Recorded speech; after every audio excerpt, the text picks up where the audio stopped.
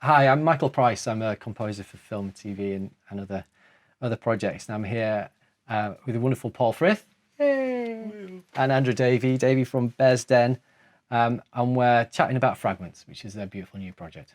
So I kind of mocked everything up on, and the band and I did a separate rehearsal at St Luke's with which was kind of good. I'm pleased we did that. So I think very relieved we did that too. It was amazing as well. Like, I mean, I know Paul's going to say that there were moments, but like overall, it was just like it was a pretty like crazy day, and it must have been mad for you to, from going like, I guess, MIDI arrangements to like actually hearing it in the flesh. For me, it was like goosebumps the whole day. It was just crazy. So yeah. I mean, it's also nice because when I first, in order to kind of, so I'd write things, and I was like, I kind of really need to hear what the vocal melody is. So I found this plugin which would take out basically the music and the vocals, and also it's all quite funky. But of course, it doesn't do it perfectly. So you kind of had like a slight Davie robot voice, and it's like okay, and then underneath it.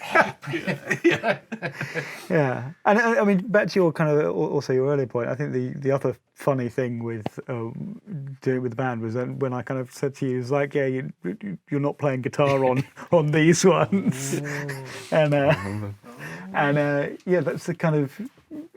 Yeah, I think that's quite. I don't know how you felt about that. But terrified again. That's something that you toured with the comfort blanket of a guitar, and I'm you know, just I think it's not even like I feel particularly like proficient on the instrument. It's just more just like it is something. It's how you write it. It's a barrier between you and everyone else. Oh my god! Like I mean, when we played live, I definitely a couple of times still kept it because I just like. What do you become really aware of what do you do with these things, and they suddenly feel enormous. You're like, have I always had these? Like,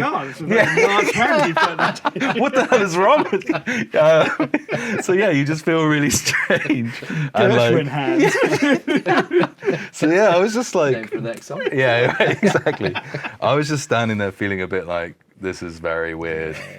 Also, I think it makes you like, I know this probably going to sound weird, but I don't really, maybe it won't sound silly actually, because I guess we're all people who probably do something, but how you would classify yourself in what you do. It's like, I wouldn't say that I'm like a singer or a guitarist or, yeah, I'd say I'm a songwriter. But it's kind of all three, it's somewhere in between all three of those is what I would say I do. But if you took one of them away, you sort of are just like, well, I'm not like a great singer. I'm not a guitarist, and even just a song on paper kind of needs lots of different things to interact for it to work. And I imagine that's probably similar feelings you have with arranging and composing. Well, I think it's fascinating. We were talking earlier, Paul and I, about playing and the instruments that we play and how spectacularly poorly in my case we play any of them. But I think what is that self-consciousness comes from how you frame that, because just as you're describing, if it's your song and you're playing and you're singing it, then all of those are wrapped up. No single element is in a frame with a spotlight on it. Absolutely. Until something changes. Yes. So I play piano as well as a composer who learnt the trumpet plays the piano about as well as you'd expect. And but there are times when I find myself doing it in very expensive recording studios, and then for that moment, it's like, you could have hired somebody who actually plays the piano right now. I've had that many times, yeah.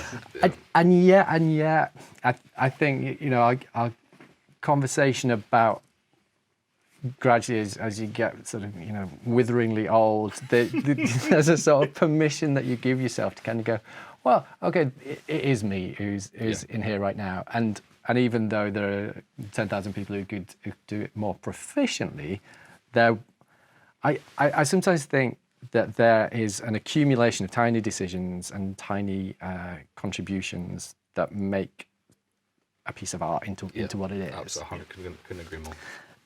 And if you take yourself out of all of those because there's something better, or you can get, then you get something which has lost